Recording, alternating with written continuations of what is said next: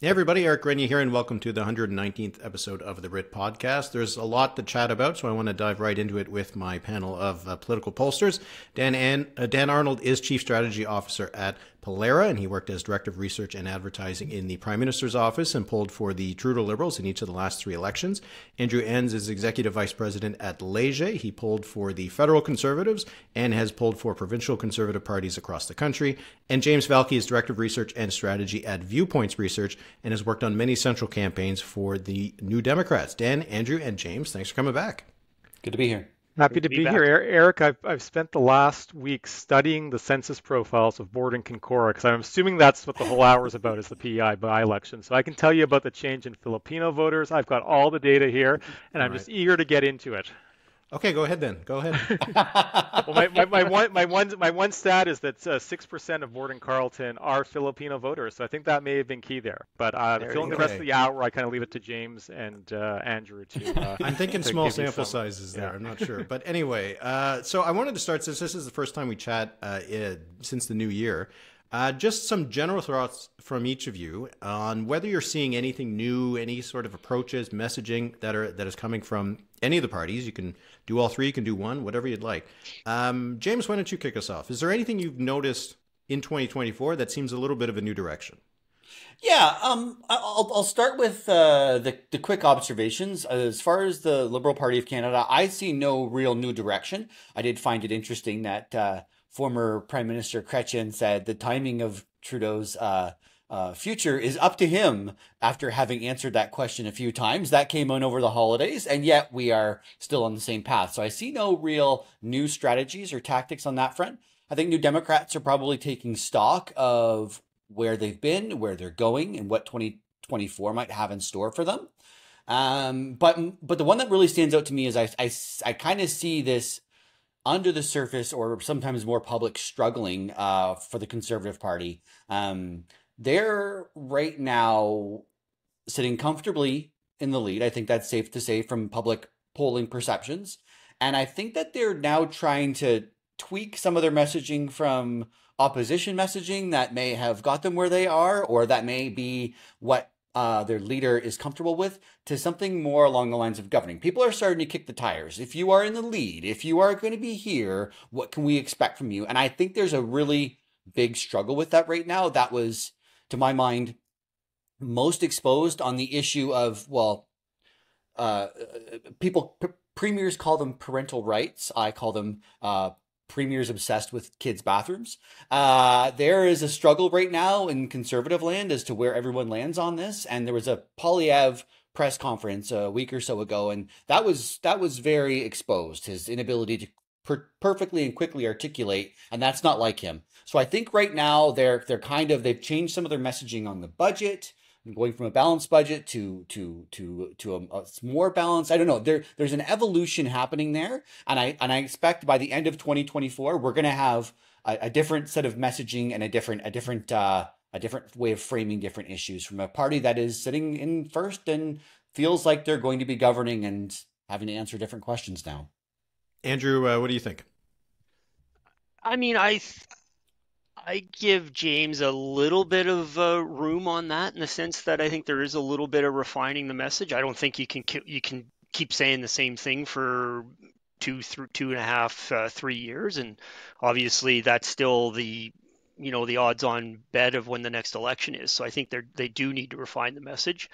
I think I'd be shocked if we saw something that was dramatically different by the end of 2024, though. I think the Pierre Poilievre is still going to be very focused on a handful of key messages, largely fiscal, economic focus. That's still where voters are quite preoccupied, and so he seems pretty good at staying to what voters are caring about, and it's done well for him, and I don't think they're going to change that dramatically. I hear James on some of those issues, the transgender issues. I think if there's anything, I think the media are going to be a little bit more on top of some of those issues and are going to figure out ways to go at him a bit more directly on it.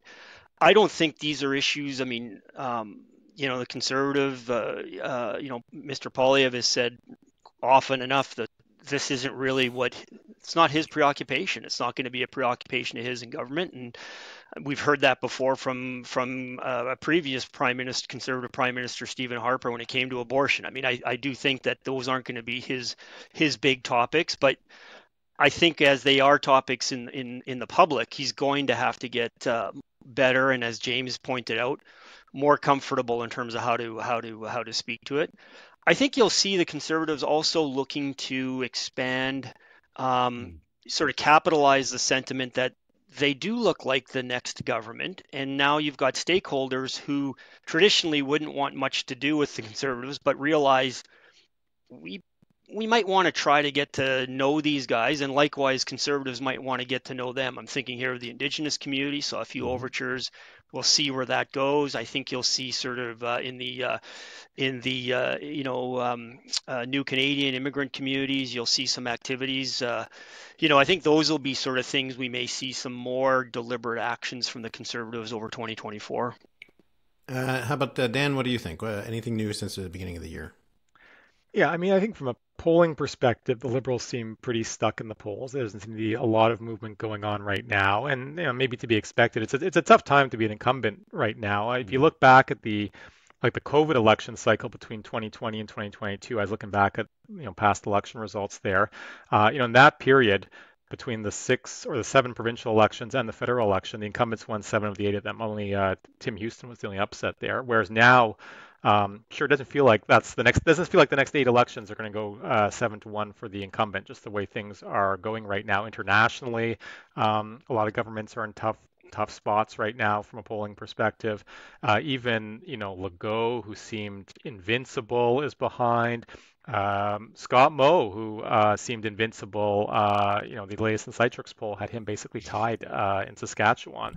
So unless your opposition is BC United, it's a very difficult time to be an incumbent right now in Canada. And I think to that end, the Liberals are federally trying to put a bit more of a spotlight on the opposition then, just because I think that's where they see the opportunities to maybe make some progress, if they can cast some doubt about Poilievre. And they feel a little bit more pointed around this sort of MAGA conservatism theme. They've been bringing that up a bit more. A lot of cabinet ministers being a bit more aggressive and trying to lump him in a bit with those kind of far right movements in Canada and in the U.S. So I think that might be a bit of a shift of focus for them, trying to get a bit more a spotlight shined on the opposition.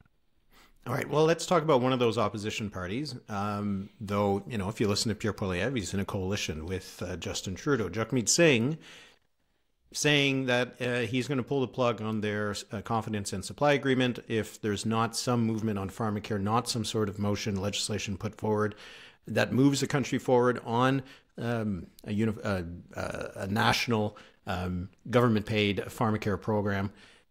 James, why is the NDP doing this? It's like I said, I think New Democrats are taking stock of where things are. They had some dates marked on their calendar in the agreement. One of them was on the issue of pharmacare. That got pushed by 3 months. And my suspicion is that they're doing a bit of a cost-benefit analysis right now.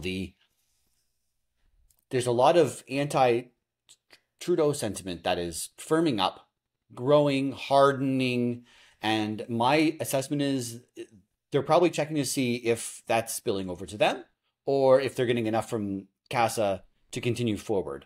I think on the pharmacare issue specifically, I'm of two minds. One, there's an argument out there right now that it's assumed that we can't do anything big anymore. People don't want it. It's too expensive. Well, we are less than 5 years out from the pandemic where people were conditioned, even businesses were conditioned that there's money that if it's needed in a crisis. And for some people, pharmacare is a crisis. Pharmaceutical costs are a crisis. So the idea that we can't afford it kind of doesn't necessarily float with me. But the question becomes is like, what is this telling us about where we're trying to go and progress? I mean, the Liberals had pharmacare as promised in 2015. They had Eric Hoskins do a big report. In the middle of the 2019 election campaign, they released their platform and it was disapparated. It no longer existed, right? So I think that New Democrats also maybe see this as a bit of a wedge issue to say, while the Liberals may also be taking stock about which direction they're going on the programs versus budget spending and budget balancing, they see pharmacare as an opportunity to separate themselves and distinguish themselves from the Liberals. And I think that's important because if you're trying to present yourself as a government, a hopeful government, you need to present something that can distinguish you from the rest of the parties. And on the issue of pharmacare, I think that distinguishes the New Democrats. Whether or not it is a most salient driving issue of today, I'm not sure. Obviously, the cost of living, the cost of housing, the cost of groceries we see that in public polling. Those are driving issues of sentiment. But that doesn't necessarily mean that people are opposed to it. And I think New Democrats right now are trying to get a sense of what the cost is to maintaining their support for the current Liberal government and what they can get out of it. And I think the warnings that have been put have been clear that they're pretty serious about making progress on some of these things.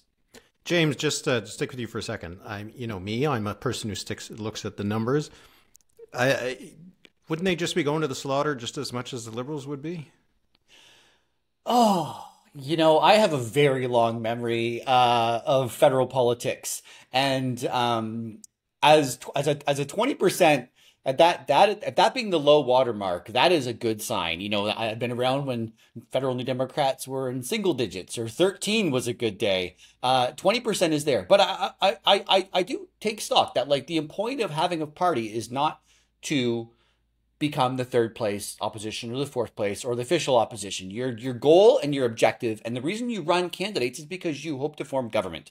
And at a certain point of time, you say, okay, well, Pierre has taken as many supported, cross-pressured voters from the Liberals.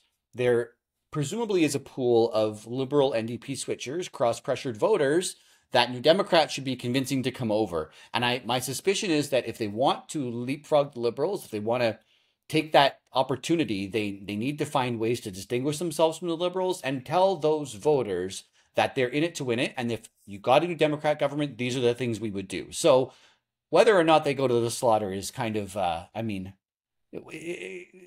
remember going through the 2011 election campaign and people thought New Democrats were going to be sent to the woodshed. And even outside of the province of Quebec, it was still the largest NDP caucus in the NDP's history. So you never know what elections matter, is all I'll have to say about that, Eric. Okay. All right. I'll give you that. Dan, so how do the Liberals look at this? Because I'm sure they have the same thoughts as I just did. Yeah, I don't think the Liberals or NDP want an election right now. I think they're both bluffing and they both have really bad hands. So I don't know how it's going to turn out necessarily. But I do think the politicians, though they say a lot of irrational things, usually behave mostly rationally. And, the rational outcome of this whole back and forth is not an election for either side. So I think that will get averted. Now that, the election and the supply and confidence agreement are two different things. So maybe the supply and confidence agreement disappears and then we're back to kind of negotiating it on a case by case. But even then, I don't think the NDP is going to force an election. And I'm not convinced for them that if they're trying to differentiate themselves from Trudeau, that having news stories every couple of weeks about will they or won't they, and then in the end they roll over and support him, if that's even better than just having the supply and confidence agreement, which at least gives them some cover to say this is why we're supporting the government. So I don't know how it'll turn out at the end of the day, but I really don't think there's going to be an election. Maybe we get a different type of arrangement. They're no longer tied together by the chains of CASA, and they're tied together by more of a rope of vote by vote. But I think they're still tied together because I don't think either of them want an election anytime soon. And of course, there's the Bloc. They could also support the government if the NDP decided they couldn't, which is another consideration, right? And the Bloc, a little bit more unsure where they're going to land. Andrew, what's your view on all that? Well, I think, to what James said right at the beginning, I think that if at the end of the pharmacare sort of deadline that there's the agreement is ended, I think, that doesn't mean there's an election. Stephen Harper ran 2 years, two consecutive minorities, 2 years each without an agreement. And sure, there's a bit of drama. And yeah, you have to be puts a little more onus on House leaders and a bit more. But the reality is that that can still carry. You can still carry this easily into 2025. I think that it gives the NDP, pardon me, some space that they can create some space now from the Liberals where they're not necessarily so closely tied. And I think from the Liberals, we've all done polling on a universal pharmacare.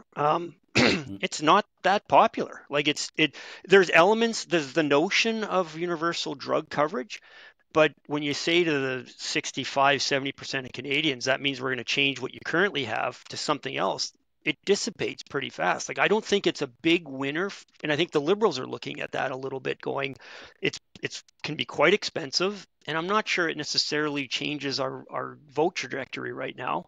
So I think they're sort of looking at this where this may be where we part ways, and I don't know if it's like I really don't think it's the worst thing, and I don't think it presents any sort of looming election in the next couple months. Yeah, but if you guys remember the time between 2004 and 2011, where every week it was, is the government going to fall? How are you going to vote? Like, I'm not looking forward to going back to that, I got to say. It's good for pollsters. Yeah, I suppose. Good for business. Let's move to another topic. While there might not really be an election this year, it's still a possibility, but certainly at least one party is getting ready for it. The Conservatives have been nominating some candidates, and it's sort of like a good story, bad story. On the good side, they have some pretty good candidates coming forward who have a lot of local credibility. They've been provincial ministers or city councillors, people like that. Just recently there was Karen Stintz is going to be running for the Conservatives in Eglinton and Lawrence. Got Ellis Ross in British Columbia, Parm Gill in Ontario, but we've also seen some stories that the local EDAs haven't been all that keen on having some of these candidates imposed on them. So, Andrew, does this matter? On the one hand, how important are these candidate recruitments? But on the other hand, how dangerous is it if the local kind of organizers are upset about it? Well, I mean, first, this is sort of nothing. This isn't anything that new particularly for Conservatives and for Liberals. I mean, when there's that sort of looks like you guys could be going into government, suddenly you're now a very bright light, and people want to get around that light, and you see some star candidates. Star candidates, come with some complications because they tend to want to have certain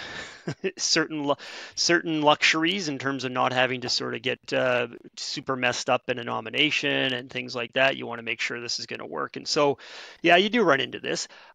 I've really yet to see this become an issue when it comes time to campaigning. I think it by then it largely works its way through. Sometimes it can get the messiness can carry on because a disaffected local candidate may pop up for one of the other parties or show up as an independent and maybe try to muddy the waters in terms of splitting votes.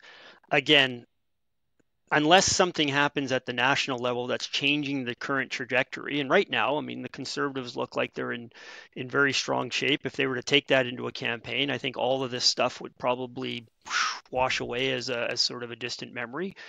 In Durham, I don't know if we'll talk about Durham, but we actually have a bit of a disaffected Conservative, I think, running for the Liberals there. And I'm not so sure that's going to change the nature of that outcome dramatically, but I think it's happened. I think it can be a distraction, and I think it's important, that parties do the best they can to manage these internally. But I think you're probably going to see more of it, and I don't really see it being a big factor.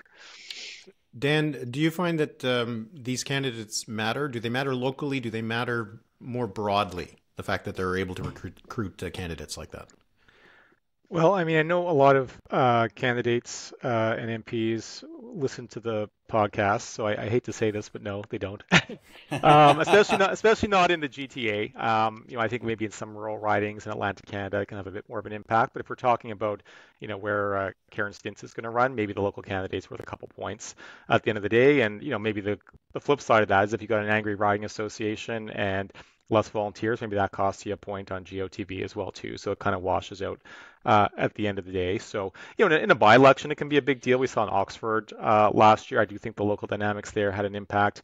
In a general election, especially in an urban center, probably doesn't make a big deal. I will say it's interesting though. I know, I was on when I was in government, I was on some recruitment calls that the Prime Minister was doing with prospective candidates, and he'd always tell them that when he ran for nomination, he had to go through a contested nomination to get elected the first time. He says that made him a better candidate because he learned about on the ground campaigning, about really like the nuts and bolts and the messiness of politics, and he feels that made him a better politician overall. And I think there's some truth to that, and I think no star candidate wants to go through that. They all want to get appointed or have like a quasi appointment where everyone else is just kind of like browbeaten out of the race. But I do think it gets the candidate some experience and gets them their team together too if they have to go through a nomination, and gets that volunteer base, which probably does help them to some extent. So, I think there is a bit of a downside through just appointing in a lot of different places that maybe isn't quite as obvious.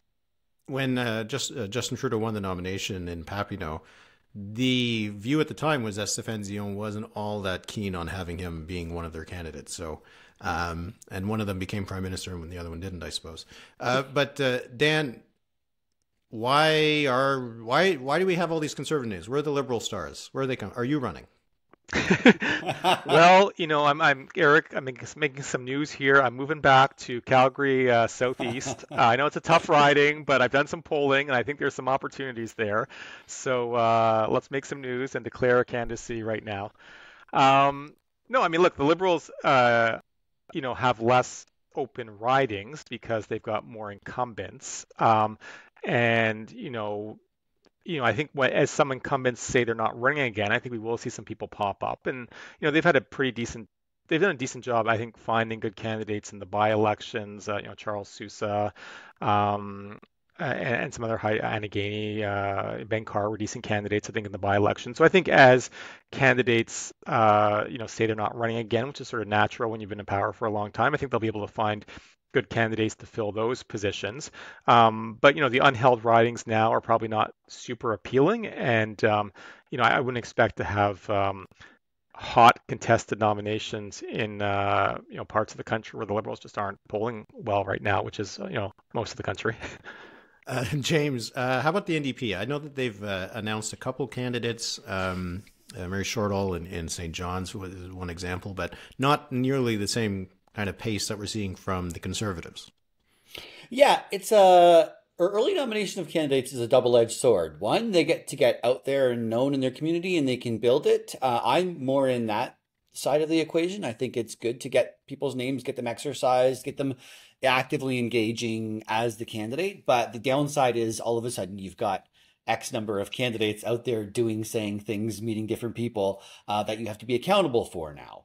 I think for the Conservatives, what we're seeing, and I'll talk about the New Democrats in a second, but I think for the Conservatives, what we're seeing is they are doing well in the polls and they're attracting people.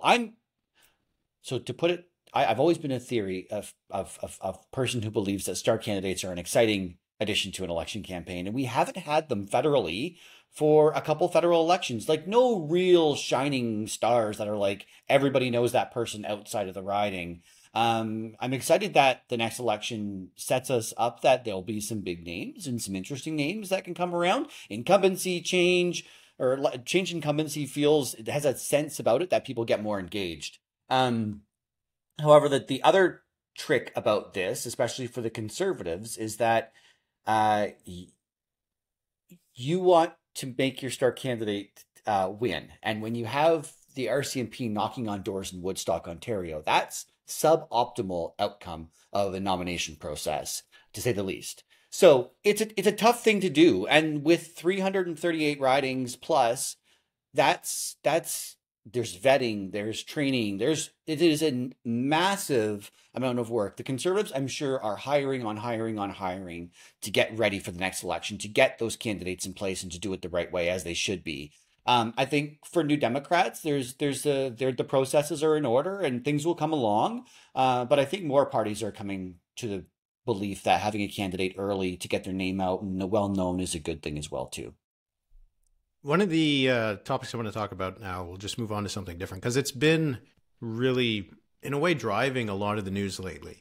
And this is foreign policy, which, as we always hear, is never an important issue in elections. You can only count the elections where it was a big issue, maybe on one hand. But stuff on Ukraine, whether the Conservatives are playing to one side or another with the free trade agreement, and then also just support for Ukraine. You have the Israel-Gaza conflict and parties taking different positions or avoiding taking positions on that. And then, of course, Donald Trump and the fact that he's leading in the polls right now and would then be the front runner to be the next president, and trying to tie, we're seeing this from the Liberals, trying to tie the Conservatives a little bit to the Republican Party. So foreign policy, domestic politics here. Dan, how do the Liberals navigate this? Because it doesn't seem like it's a winner for them in any way on Israel. Ukraine is a little bit, maybe that one's a little bit better for them, though, of course, with the speaker issue, not all wins. And then Trump, how they're doing this. So for the Liberals, how much of a focus should they be having on foreign policy versus what's going on here? Yeah, so I think what happens in the U.S. gets noticed in Canada. Pollara is doing a subscriber survey right now on the U.S. election, where we go in every month and ask questions. And if you ask Canadians right now, you've got over half that are following the U.S. election, and I think that number is going to increase. I remember back in 2016, I'd be doing focus groups and try and get people to talk about childcare and housing, and all they wanted to talk about was Donald Trump. And I think it's going to be the same thing as this year goes along. People's attention span is going to increasingly shift towards what's going on in the U.S. And I think that potentially could pose some problems for Poilievre. I mean, the Pollara polling we've done again has conservative voters basically evenly split between who they want to see win the next election, Biden or Trump. And I think the other media polls I've seen out there are basically showing the same thing, right? Where, obviously Liberal and New Democrats, very few Trump supporters there, but conservatives a bit more split. And whenever you've got your voter base divided on any issue, that is potentially problematic for a leader. So I think it is, potentially problematic for Poilievre, especially when he, does things like vote against aid for Ukraine and the Ukraine free trade deal, which has a bit of a Republican undertone to it. And I think that makes it easier for the Liberals to try to make that implicit comparison between him and the kind of MAGA movement, the Trumpist movement. So, I think it's a good line of attack for the Liberals. They don't want to overdo it necessarily, but I think you can kind of let Poilievre fill in some of the gaps himself. And, if people are thinking about this as the dominant issue in a year from now or whatever, 8 months from now, as opposed to thinking about housing and the economy, I mean, I think that creates some opportunity for the Liberals.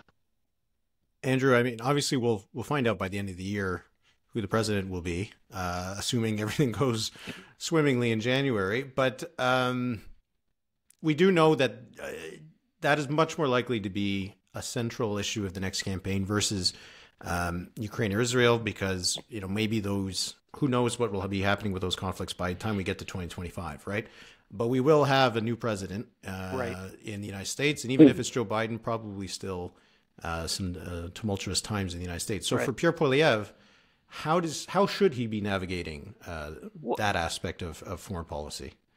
Yeah, look, I don't think it's as complicated for Pierre Poilievre as it is for the government of Canada. I mean, I'm not going to say the Liberal Party. The government of Canada is, sort of basically attacking American, half of Americans to some degree in terms of when they're casting aspersions about, Pierre Poilievre's a Trump-like lunatic and we don't want him in Canada. Well, half of Americans are going, well, hold on a second, I might be voting for that Trump. I'm voting for the real Trump lunatic in the state. So, I mean, I would imagine there's some people in global affairs in the U.S. Embassy who are sending notes up to the Prime Minister's office to say, hey, can we cool this a bit? We've got NAFTA negotiations starting in 18 months, and we don't know who's going to be around the table, and I don't think. And I don't think from the challenges for Pierre Poilievre isn't who's going to be president.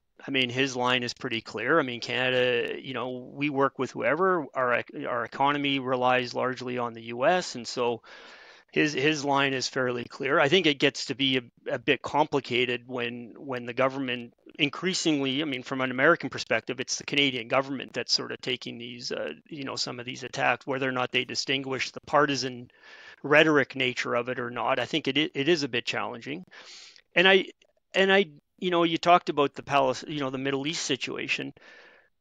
Again, like, the campaign's not going to be about Canada and its role in the Middle East. I don't see those being issues, but I think there's been some real anxiety and emotion in certain communities, particularly the Jewish community, and that potentially can manifest in our national campaign a year and a half from now. There are a handful of ridings in this country that have very large Jewish populations, and I would say, and they tend to go traditionally liberal. And like I look one I'm quite familiar with in Winnipeg, South Centre. The last time the Conservatives won that in 2011 was a combination of a strong NDP vote in that riding and the Liberal vote staying home.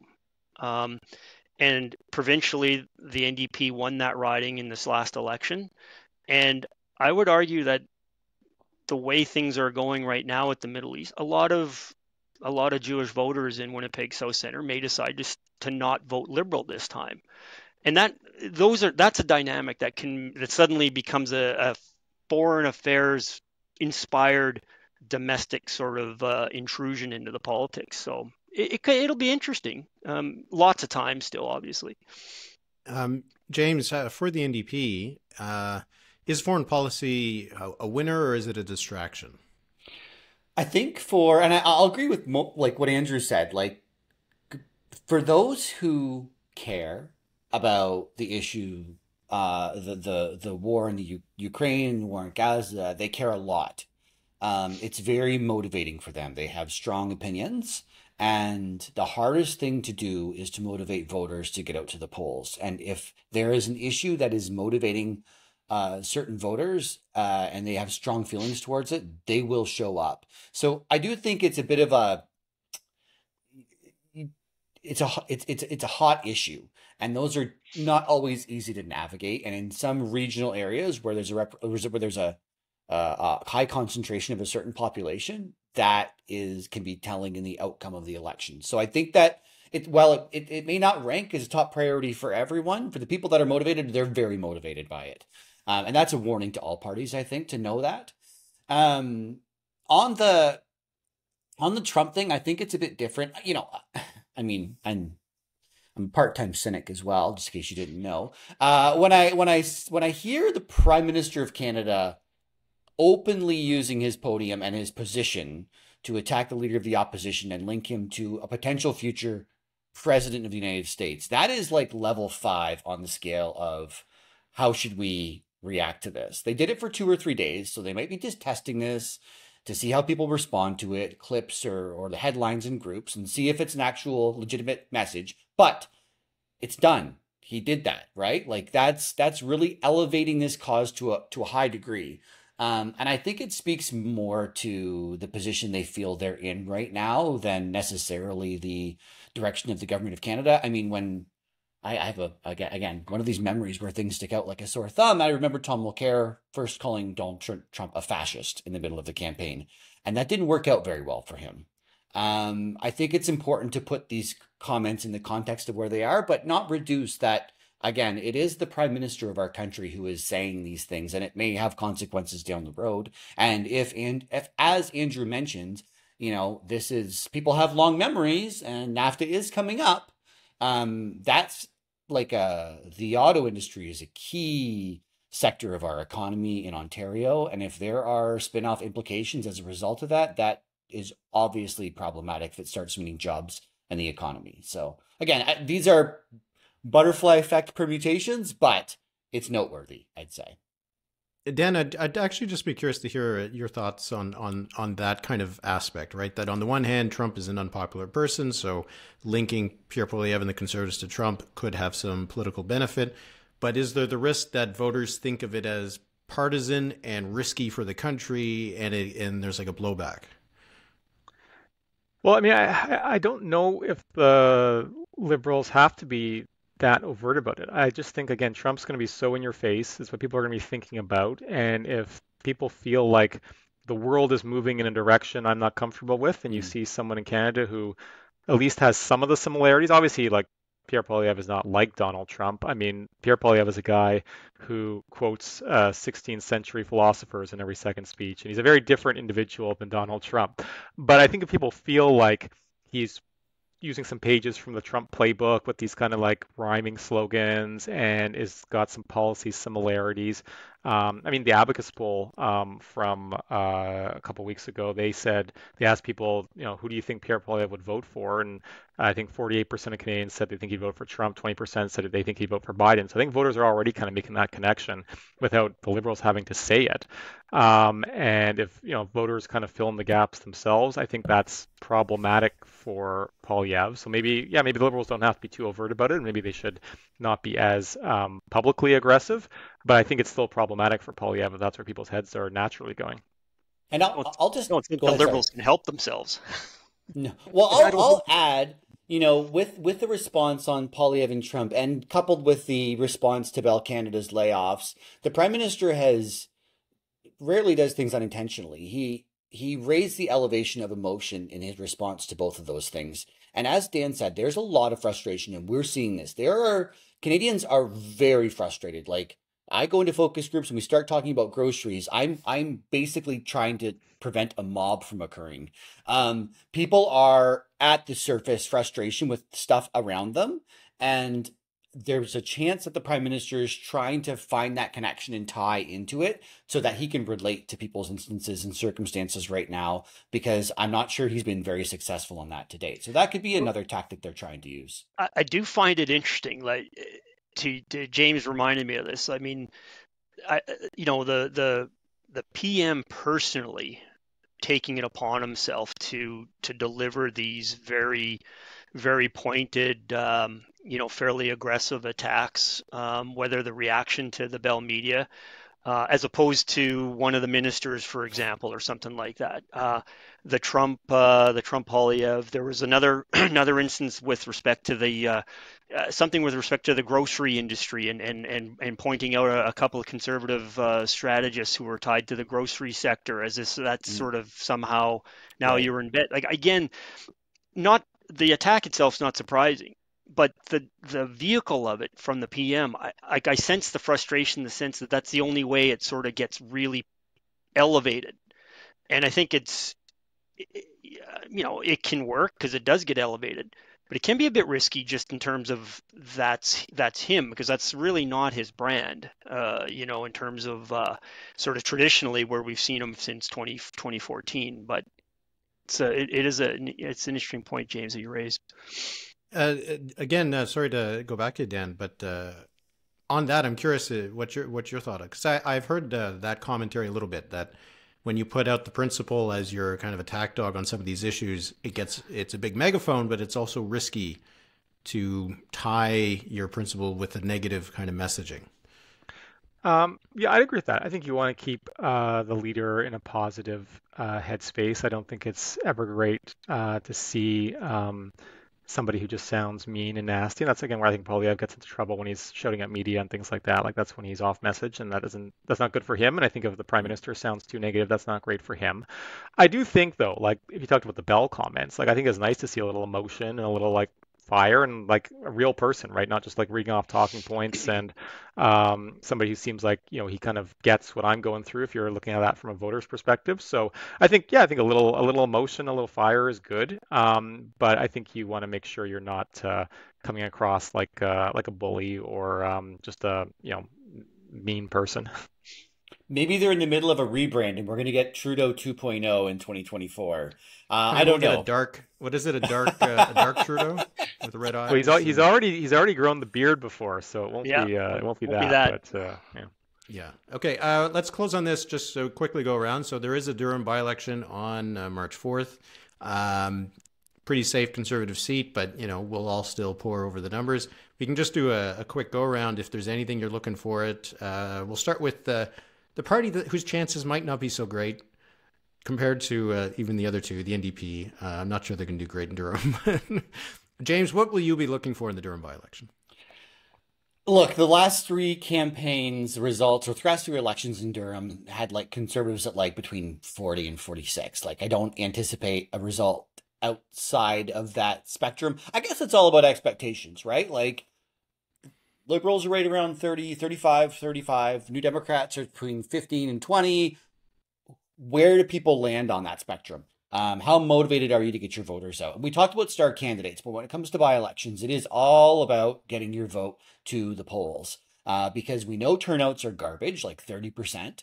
And if you can empty an apartment building of 24 extra people to poll 136 and 15 extra people to poll 6, and you can get rides to people, like, it is all hands on deck, and everyone's chasing their own expectations with this one. I don't think the results will be that shocking, and if they will, I'll eat my hat. Dan, moving to the next party whose chances aren't that great, the Liberals. What are you going to be looking for from the results? I mean, I spent all my time, as I mentioned, looking up Board and Kincardine, so I haven't spent as much time looking at Durham facts, so I can't really make a prediction in terms of what's going to happen. I'm not sure if you've gotten the name of the district correct once, but that's You know, I did a bit of research, but we didn't get into the actual name of the riding. That's stage 2. Yeah, in terms of Durham, which I think I can pronounce okay. I don't know how the by-election is going to go. I think it will be interesting though, because this is the first by-election kind of since the Liberal numbers have gone down last summer, and before then they were doing quite well in by-elections. And if you look historically, you know, the last term of Harper, he lost an average of 11 points in by-elections. Last term of Martin, he lost 11 points in the one by-election he had. Last term of Mulrooney, he went down an average of 27 points in by-elections. Trudeau Sr., also huge drop in by-elections his last mandate, whereas we hadn't really been seeing that with the Liberals. They'd actually been, if anything, improving their vote in this by-election, which is not what you would expect from a government that is on death's door and, you know, circling the drain, whatever colorful metaphor you want to use. So I think it'll be interesting here to see, kind of now that we're in this new post conservative lead new normal here, if that translates through to the by-election. 338, I think, has the Conservatives right now projected at 57% in Durham. Will they get there? Will they be more kind of where the numbers James threw out of the last couple of elections? I guess we'll see. And I think it'll be interesting to sort of get a bit of a litmus test in terms of where Ontario suburban voters, not in a swing riding, but still, Ontario quasi-suburban voters. It's an interesting riding in that respect. And, it could be interesting to see how things shake out. Andrew, expectations would be high for the Conservatives. What are you going to be looking for? Yeah, I mean, look, I think James said, the last three elections, they've been in that 40 plus range. I don't expect anything different. I mean, 50 plus would be, pretty high, I would say, particularly in terms of where voter turnout can impact things. A few people I've talked to, I do find, and I think James, Dan would agree, I think political parties are all wrestling a little bit. Riding polling on its own is getting increasingly challenging in this environment. Particularly, Durham's probably somewhat manageable geographically, but boy, you get into more suburban, more urban areas, it's very challenging to just do an individual riding poll and get a good sample off the phones, and so. I think what you'll see is parties also using this riding. It's a, sort of a quasi-suburban riding, and they'll be testing some methodologies and trying to understand what's working, what's not from the polling side of things. And I think the more interesting by-election could be in Ontario if they decide to open up Parm Gill's seat and see if Bonnie decides to take a crack at that. I think that'll be the interesting one to watch in the coming months, maybe. Yes, well, and the Ontario reminds me, it was last July that there was it was a provincial by-election, and I only mention this in relation to Durham because the results in Canada were actually quite astounding to me. It was basically a three-way race where in previous campaigns it had not been. So the result, and I mean, why did that shock me? It shocked me because the Conservatives were down. That may be a provincial thing. The Liberals were up, but the Democrats basically had doubled their support from the previous election or previous two elections. Like, it was interesting. So this Durham election may have narratives coming out of it that either reinforce, tell us nothing. I don't know. Who knows what's going to end up being. Maybe by-elections are inconsequential and they're the most important thing in the world at the same time. Does that make you happy, Eric?